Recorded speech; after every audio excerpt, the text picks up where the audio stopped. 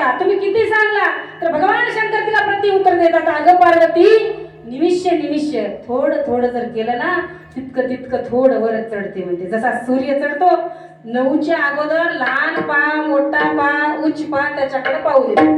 सूर्य माहित आहे ना, सूर्य सगळं 9च्या 10च्या 11च्या आणि एकदा का 12च्या वर गेला महाराज तो कोणाला पाहू देऊ शकत नाही, तिरपत डोळ्याला पण पाहू देत नाही.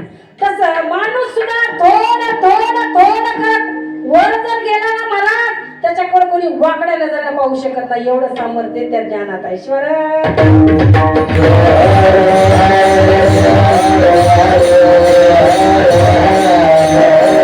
म्हणून सुखाची प्राप्ती होते. शंकराचं गुण ऐकल्यानं तुम्हाला सुख मिळते. बघा आज अभंग मी महादेव प्रभूचा घेतला, सुरुवात पासून जर तुम्ही कान देऊन ऐकला त्याचा आनंद मिळतो.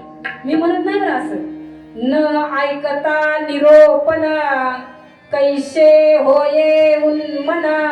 उन्मना अवस्था केव्हा प्राप्त होते तर त्याचं निरोपण कान देऊन ऐकावं लागतं.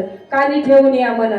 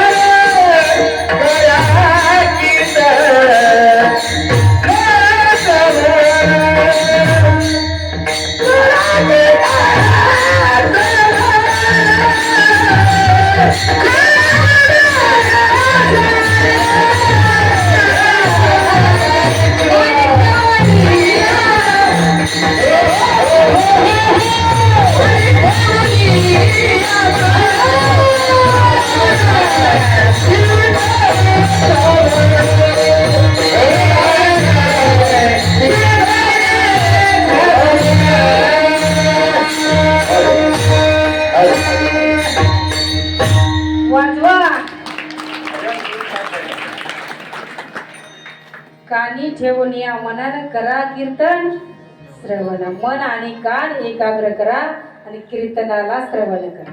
का सुख मिळायचं असेल तर एकाग्र मनाने श्रवण करावं लागतं. बघा तुम्ही आम्ही श्रवण आपल्या आयुष्याला जगायला आपण उशिरा सुरुवात करतो म्हणून आपल्याला आनंद मिळत नाही. जेव्हा कान आपले स्वाधीन नाहीत तेव्हा आपण कीर्तनाला ऐकायला येतो, आपल्याला ऐकूच येत नाही.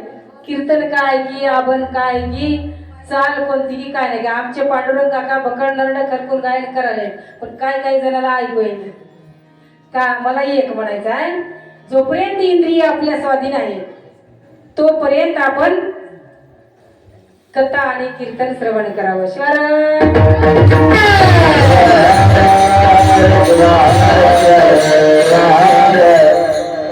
आमच्या पांडुरंग काकाची मालकीन आली का हो? म्हणूनच त्याने जोरात गायन करावे. हा आता या सप्त्यामध्ये तिला पुढे आहे, आता दुसऱ्या का सप्त्यात राहायला काय, म्हणून जोरजोऱ्यात आवाज काढाय तिच्यापर्यंत जावं.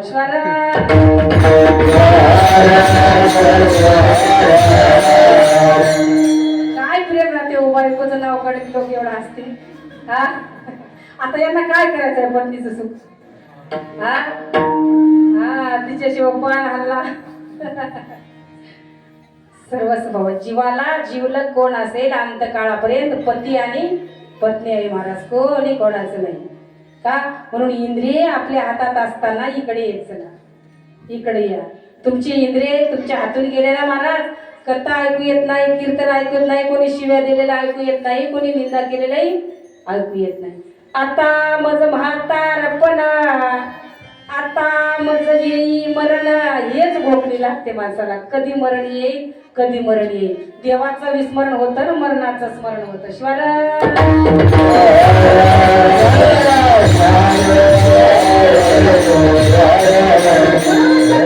हात जोडून विनंती केली की बाबा रे, जोपर्यंत तुमच्यामध्ये सामर्थ्य आहे तोपर्यंत इकडे या लोक, इकडे या. तिकडे तुम्हाला काही नाही, तिकडे सुखाचा मार्ग आहे. आणि सुखाचा एकमेव मार्ग म्हणजे महाराज सत्संग आहे. सत्संगामध्ये तुम्ही जर एक क्षण आलात तर तुमचं परिवर्तन झाल्याशिवाय राहणार नाही, किंवा क्षणभर तरी तुम्हाला सुखाची प्राप्ती मिळण्याशिवाय राहणार नाही. पण ऐकावं लागतं. नको त्याचं ऐकून आपले दिलेले कान आपण बहिरे करून घेतो महाराज, नको त्याचं ऐकतो. म्हणून जो लोक ग्रस्त निंदा करतो ते कानानं ऐकू नये आणि करू बी नाही का. स्वतः जर तुम्ही शिवभक्त असाल तर शिवनिंदा काय कशी.